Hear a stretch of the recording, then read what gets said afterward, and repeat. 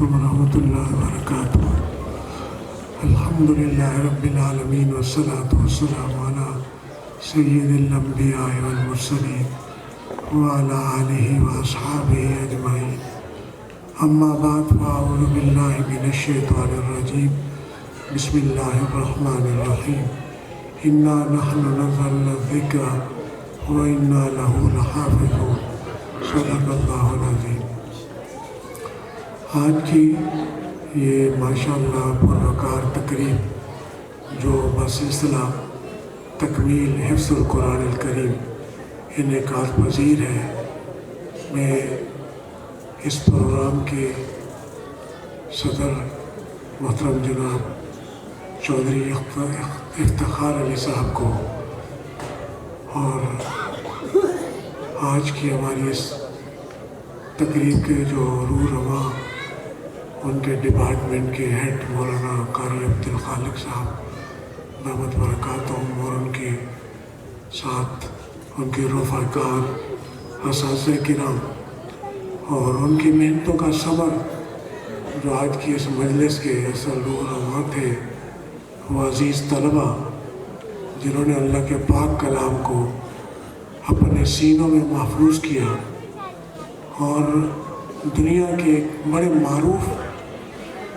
حفظ قرآن اور دینی مدرسوں کے بورڈ وفاق المدارس اعلیٰ ربیہ کے سالانہ امتحان میں شرکت کر کے نمایاں درجات میں کامیابی حاصل کی، تو میں ان سب کو اس موقع پر مبارکباد پیش کرتا ہوں۔ بچوں کے والدین کو بھی میں مبارکباد پیش کرتا ہوں، اور ان کے عزیز اقارب کو بھی جو ان کی دعائیں بھی کر رہے ہیں، جیسے مولانا فرما رہے تھے، انہوں نے امیدیں بھی لگا رکھی ہیں، اور یقیناً یہی بچے ہی امیدوں کے حقدار ہیں کہ ان کے ساتھ لگائی جائے، کہ جن کے سینوں میں اللہ کا قرآن ہے کہ روز جزا وہ اپنے رشتہ داروں کے لیے بھی اللہ کے حضور شفاعت کرنے والے ہوں گے۔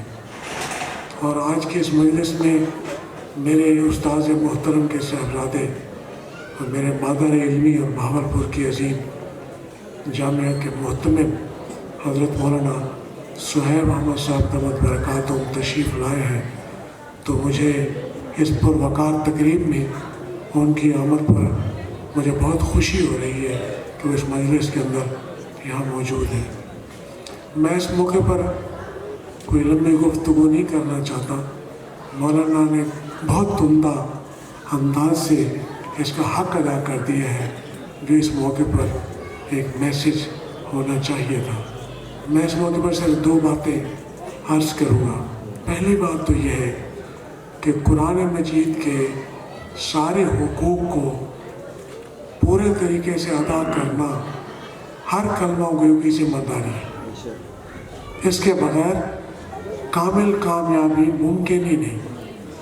یہ ایک بات ہو گئی۔ اس کے ساتھ جو پہلا مرحلہ ہوتا ہے بچوں کی تحفیظ کا، مولانا نے بہت خوب بات کی، میں اس پر تھوڑی سی روشنی ڈالوں گا کہ ہم جو بچوں کو قرآن مجید حفظ کرواتے ہیں، اس صرف حفظ کروانے کی کیا حیثیت ہے؟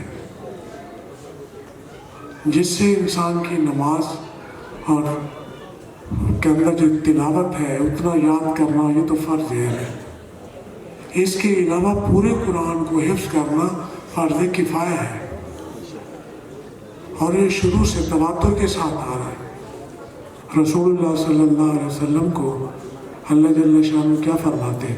سَنُقْرِئُكَ فَلَا تَنْسَى، ہم آپ کو پڑھائیں گے، آپ نہیں بھولیں گے۔ تو وہ وہی جو جبریل امین لے کر آتے تھے وہ کیا تھے؟ یہی الفاظ مبارک تھے، اِنَّ عَلَيْنَا جَمْعَهُ وَقُرْآنَهُ، ہمارے ذمے ہے، آپ جلدی نہ کریں، ہمارے ذمے ہے کہ ہم قرآن مجید کی اس وحی کو آپ کے سینے میں محفوظ کر دیں۔ اور ہر رمضان میں جبریل امین کے ساتھ رسول اللہ صلی اللہ علیہ وسلم دور فرماتے تھے، یعنی آپ صلی اللہ علیہ وسلم جبریل امین کو سناتے تھے، اور جبریل امین آپ صلی اللہ علیہ وسلم کو قرآن مجید سناتے تھے۔ اس کو دور کہتے ہیں۔ تو بتائیے وہ جو ایک دوسرے کو سنانا ہوتا تھا وہ کیا تھا؟ وہ قرآن مجید کے پاک الفاظ تھے جو وہ سناتے تھے۔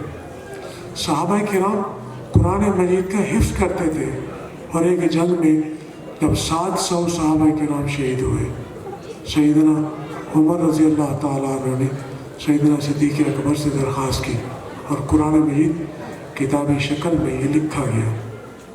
तो कुरान मजीद का हिफ्ज़ करना ये बहुत बड़ी सआदत की बात है।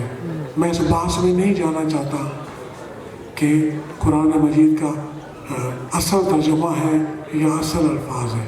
मैं कहता हूँ सब असल है, सब असल है, लेकिन कभी कभी हम कुरान फ़हमी न होने की वजह से ऐसा लफ्ज़ बोल देते हैं जो कुरान मजीद की बेअदबी के ज़ुमरे में आता है। मिसाल के तौर पर कहते थे ये तोते की तरह रटने का क्या फ़ायदा है, ये बेअदबी है। इस तरह की ताबीर या इस तरह के कमेंट्स तबसरा करने की कोई गुंजाइश शरई एतबार से नहीं है। कुरान मजीद के अल्फाज भी अहम है, उसका माना भी अहम है, उसके ऊपर अमल करना भी अहम है, और उसके आगे दावत तबलीग करना भी अहम है। एक वाक़या हिफ्ज़ के हवाले से, कुरान पाक के इम्तियाज़ के हवाले से अर्ज़ करना चाहता हूँ। खलीफा अब्बासी मामून रशीद के ज़माने में सालाना मुहक्किकीन, फुक़हा और अहले इल्म का एक इज्तिमा होता था, और अहले इल्म इल्मी बुनियादों पर आपस में मुबाहसा और मुकालमा करते थे, और उसमें मुस्लिम और गैर मुस्लिम भी, उनको भी इजाज़त होती थी। तो उस मुबाहसे में एक वजीह नौजवान आया और बड़े फसीह और बलीग अंदाज से उसने अपने मुद्दा पेश किया। मामून रशीद बहुत मुतासिर हुए और कहने लगे, आप बनो इसराइली हैं? कहा जी हाँ। तो कहा कि आपकी गुफ्तगू बहुत अच्छी लगी, काश कि आप इस्लाम में दाखिल हो जाएं तो हम आपको और एजाज़ व इकराम से नवाजेंगे। उसने इनकार कर दिया, उसने कि मैं इस्लाम में दाखिल नहीं होता। साल गुजरा, आइंदा साल में जिस वक़्त वो मजलिस मुनक़िद हुई तो वो साहब आए, तो उस वक़्त वो अल्हम्दुलिल्लाह मुसलमान हो चुके थे। तो मामून रशीद ने कहा कि गुज़श्ता साल मैंने कहा था मुसलमान नहीं हुए, तो इस साल आप माशाल्लाह इस्लाम की दौलत से माला माल होकर बेहद मुसलमान आए हैं, वजह क्या बनी? मैंने कहा इस मजलिस के जाने के बाद मैंने अदियान समाविया के सदाकत के हवाले से एक मंसूबा बनाया कि कौन सा दीन सच्चा है।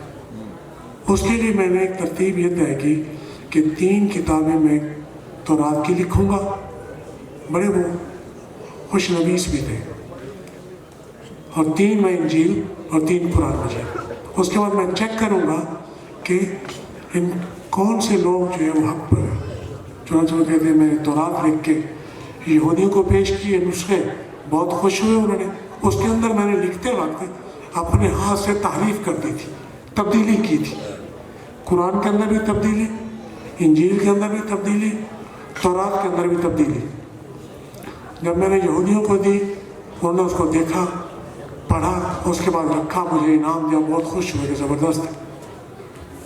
ईसाइयों को दी इंजील के 3 नुस्खे, उन्होंने पढ़ा, देखा, और मुझे गिफ्ट और हदिया भी दिया और अप्रिशिएट भी किया, खुश हुए। और जब मैंने मुसलमानों को कुरान मजीद के 3 नुस्खे दिए, उन्होंने पढ़ा और पढ़ने के बाद मुझे वापस कर दिए कि ये हमारी मस्जिद और हमारी लाइब्रेरी में रखने के काबिल नहीं है, इसके अंदर तहरीफ है। तो मैं समझ गया कि वो लोग अपने दीन पर नहीं हैं जिनका कुरान मजीद के अल्फाज के साथ इतना गहरी वाबस्तगी और दिक्कत नज़र का मामला है। यकीनन उनका दीन ही सही दीन है, महफूज दीन है, और इसी के साथ अल्लाह की मदद है। इस चीज़ को देखने के बाद मैंने इस्लाम कबूल कर लिया।